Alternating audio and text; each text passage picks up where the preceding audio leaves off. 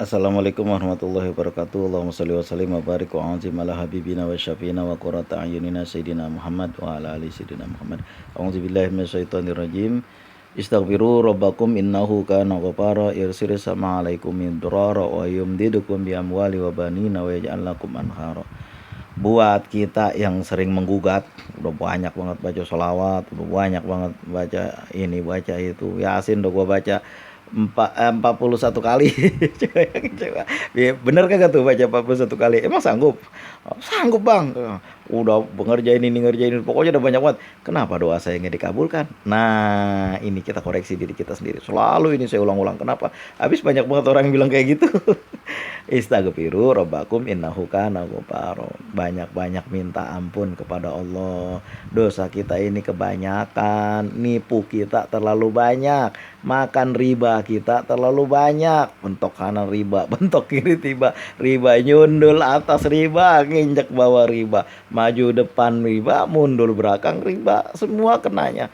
Itulah makanya sumber makanan kita yang kita jaga. Dagang dapat banyak banget. Abang tuh sekarang dagang udah laku ya, laris tokonya. Iya. Ya jangan beli di dia, ngapa nipu dia. Apa nipunya? Masa barang kayak gini dijual di tempat lain barangnya cuma 2 juta, sama dia 6 juta dijual. Coba orang 2 juta udah bisa ngejual, udah dapat untung, dia jual 6 juta. Orang nawar setengahnya 3 juta. Itu menganiaya pembeli, nimbun barang. Begitu barang nggak ada di pasar ditimbun sama dia banyak-banyak, dikeluarin dikit-dikit. Dulu pernah saya itu belanja sama sama apa namanya? Sama orang di pasar itu. Nggak ada bang semen, dia bilang. Habis semen, semen habis, nggak ada semen sama sekali. Pernah waktu tsunami dulu di sini minyak tanah kan susah waktu itu. Minyak tanah, bensin terutama nggak ditimbun itu sampai pemerintah turun tangan untuk melakukan operasi pasar. Waktu tsunami seminggu itu. Waduh nggak ada bensin, nggak ada, habis semua, habis. Tujuannya apa? Supaya bisa dijual dengan harga mahal. Waktu itu harga bensin perasaan saya masih sekitar 3.500-an ton itu. Saya lupa itu sekitar itulah, dijual sampai 15.000. Telur yang sekeratnya itu satu papannya masih 20-an ya, itu dijual sampai 60.000 di pinggir-pinggir jalan itu. Kenapa? Biar dapat untung banyak. Dikirain untung banyak itu dikirain untung banyak itu dia untung, apa yang ada dia rugi. Kebanyakan kita begitu.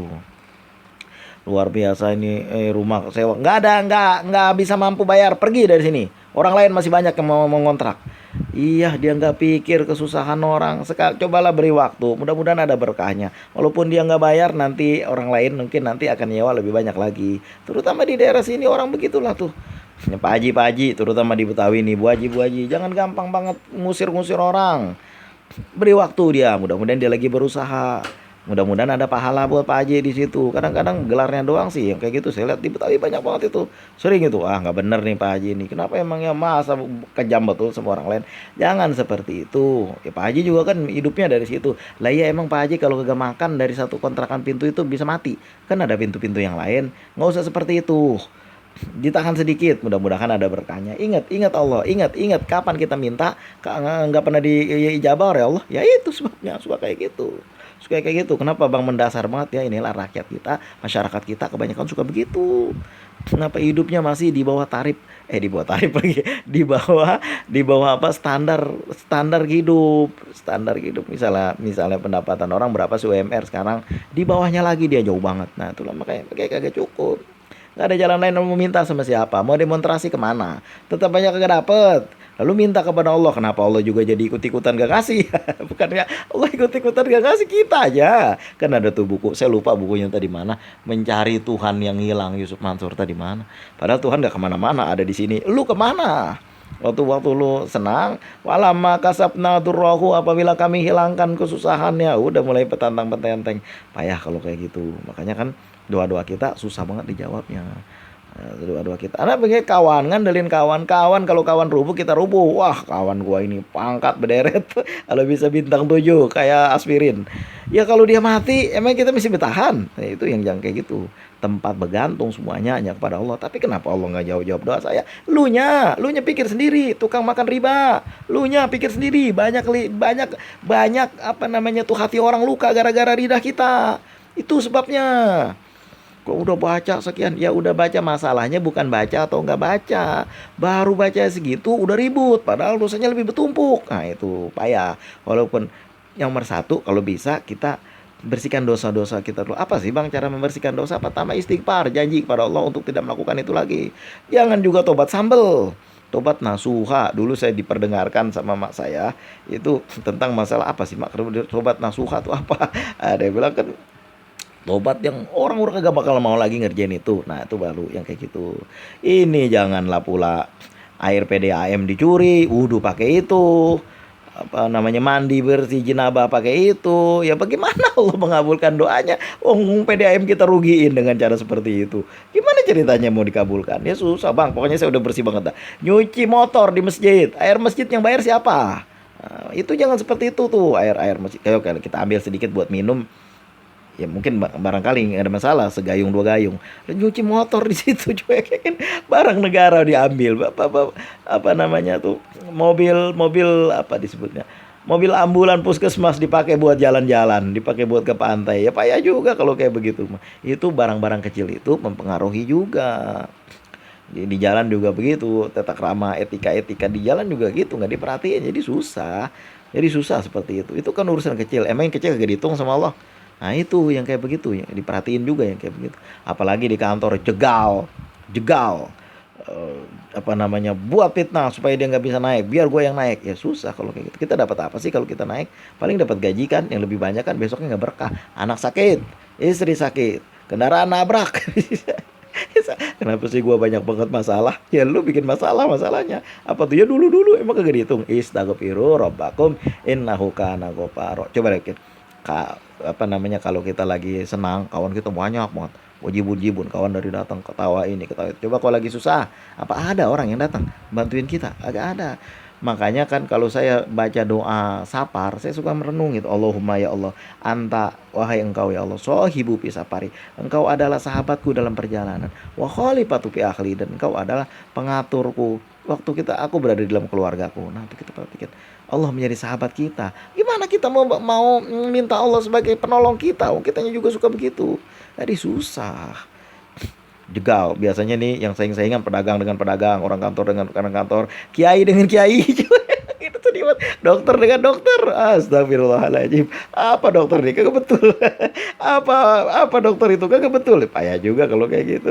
Itu biasanya begitu manusia tuh. Apa namanya tuh, dikuli nikmatin maksudun. Setiap nikmat tentu ada orang yang hasad. Jangan kayak gitu.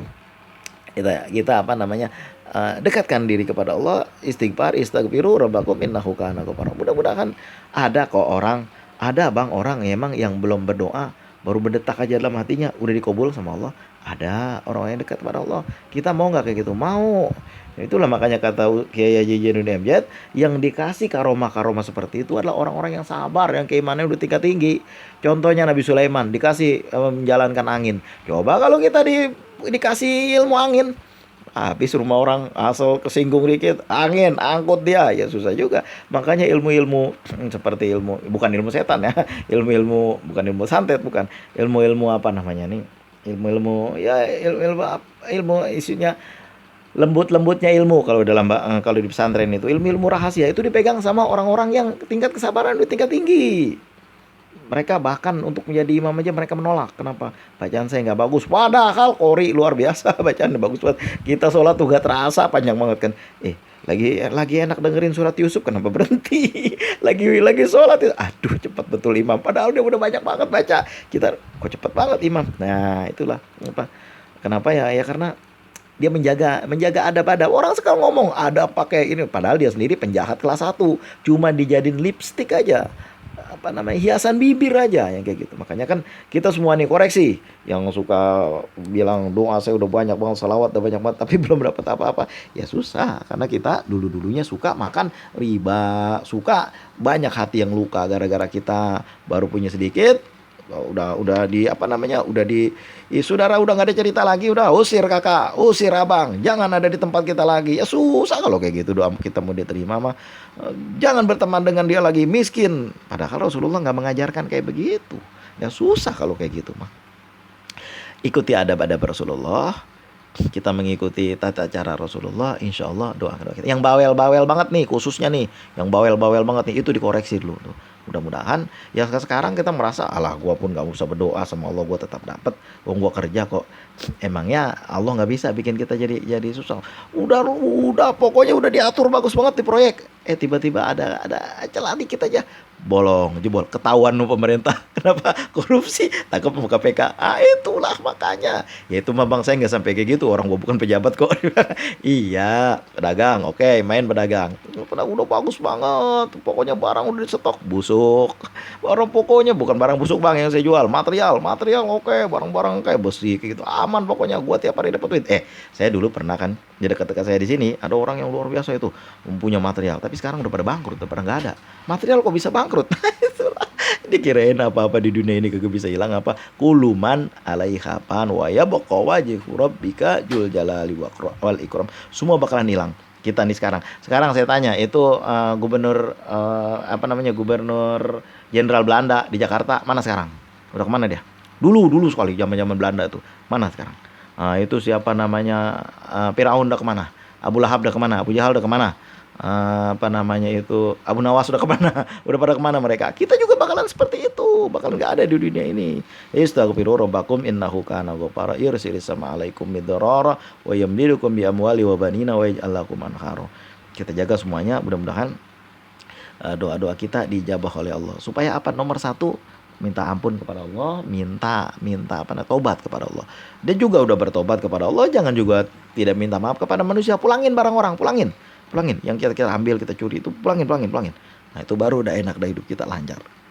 Kalau ada utang, udah ada kemudahan, bayar cepat, jangan ditunda-tunda. Kalau belum punya, gimana membayarnya? Kita usahakan, mudah-mudahan Allah memudahkan segala urusan kita.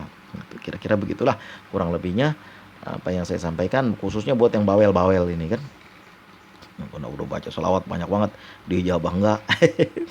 Padahal Allah lagi bersihin dosa dia. Jangan ngomong gitu, nambah lagi dosanya. Agak hilang-hilang.